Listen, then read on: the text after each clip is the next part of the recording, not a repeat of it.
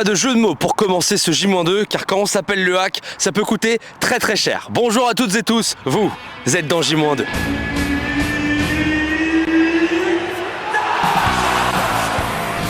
Merci pour cette grande première. Le calme avant la tempête, ciel et marine, qui arrive et qui s'annonce ce dimanche à 17h. Nous, on va s'intéresser à la stat du jour et elle concerne le numéro 94, désormais votre capitaine Abdoulaye Touré, avec 17 récupérations sur le match de Rennes illégal. Son nombre de récupérations sur le match de Saint-Etienne à la J2. Et d'ailleurs, Abdoulaye Touré est le joueur du mois. Malgré les résultats, j'essaie au moins de faire mon boulot, même si j'aurais aimé que les résultats soient positifs. Je vais essayer de faire de mon mieux encore pour que les résultats le deviennent et que l'équipe aille de l'avant. Les derniers réglages, les derniers préparatifs avant la réception dans 2 jours du Montpellier Hérault. Ce sera le dimanche à 17h au Stade Océane. Nous, on va désormais s'intéresser au cœur de l'histoire des ciels et marines et on va repartir du côté du stade Jules Deschazos. On est dans le hack time, il y a 0-0 à ce moment-là et Pascal Chimbonda va surgir pour offrir la victoire au hack. Bienvenue au cœur de l'histoire des ciels et marines. Entre les Havrais et les Montpelliérains en blanc, les Havrais qui alignent exactement le même groupe que face à Paris et Strasbourg, avec Mansouri et Le Sage pour animer le milieu de terrain. Mansouri justement pour Le Sage qui peut s'avancer. La première frappe de Le Sage, c'est la première occasion de cette rencontre. Il aura fallu attendre la 20e minute. Match qui tarde à s'animer sur le plan offensif, normal, compte tenu de l'enjeu. Beaucoup de méfiance, de prudence de part et d'autre. Et le Havre qui à domicile eh bien, se doit de faire le jeu avec ici ce ballon en profondeur pour Le Talec. Le Talec parti à la limite du hors-jeu. Le centre de Le Talec pour Sinama Pongol, malheureusement trop court. Envie dans cette rencontre, récupération Paisley qui alerte là-bas au loin Le Talec qui devance la sortie de Rudy Rioux. Et malheureusement pour le Havre, Le Talec qui ne trouve pas le cadre du gardien montpelliérain. Mais la rencontre, c'est clair, est désormais à sens unique dans cette seconde période que les Havrais que l'on va retrouver derrière avec Jean-Michel Lesage. Le centre, petit cafouillage devant la cage de Rudy Rioux et Le Talec tout près une nouvelle fois de trouver la solution. Il aura fallu un superbe retour de Serge Blanc pour seconder son gardien. Et les Havrais qu'on va continuer bien évidemment de retrouver avec ce ballon un petit peu flottant au deuxième poteau là pour Sinama Pongol qui peut l'emmener ce ballon. Il a ouvert son pied Sinama Pongol et Serge Blanc une nouvelle fois qui vient en sauveur de Montpellier. L'un de ses derniers ballons avec coup franc de Lesage, la tête de Pascal Chimbonda et la voilà la délivrance pour le Havre, la superbe tête de Pascal Chimbonda au deuxième poteau. Rudy Rioux cette fois obligé de s'incliner sur ce ballon 1-0 en faveur du Havre à la toute dernière minute. La victoire pour le Havre puisqu'on en restera là, victoire importante pour les Havrais. L'agacement bien évidemment pour Barbosa, mais derrière la belle opération pour Pascal Chimbonda et le Havre. Pascal Chimbonda, il avait été le sauveur déjà face à Strasbourg. Toute la joie d'Alexander Wenzel. Victoire pour le Havre, victoire importante. Le Havre qui laisse Montpellier adversaire direct pour le maintien à 5 points.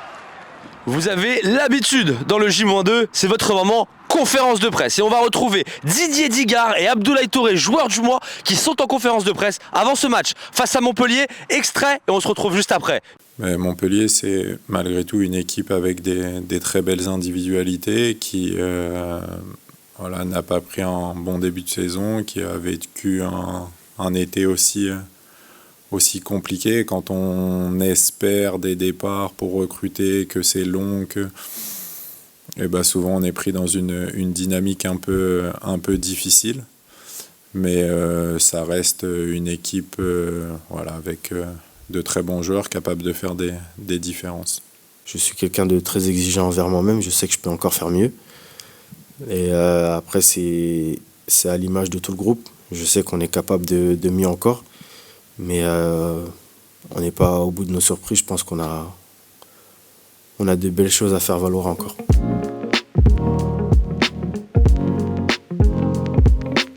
On est bien sûr ici du côté du centre commercial Coty. On a changé l'outfit parce qu'on se rapproche des vacances de Noël, mais surtout le grand retour du hack ici au centre commercial Coty. Je vous amène en inside pour découvrir les préparations du retour du hack au centre commercial Coty.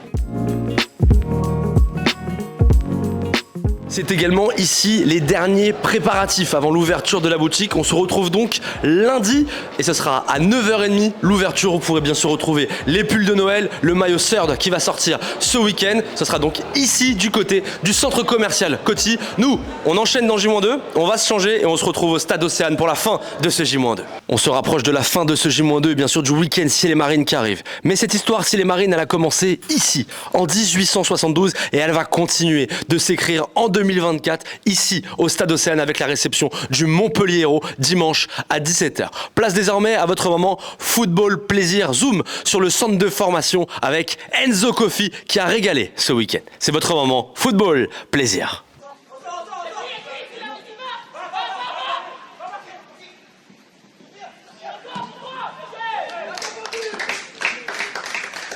On arrive à la fin de ce J-2 et vous connaissez la musique.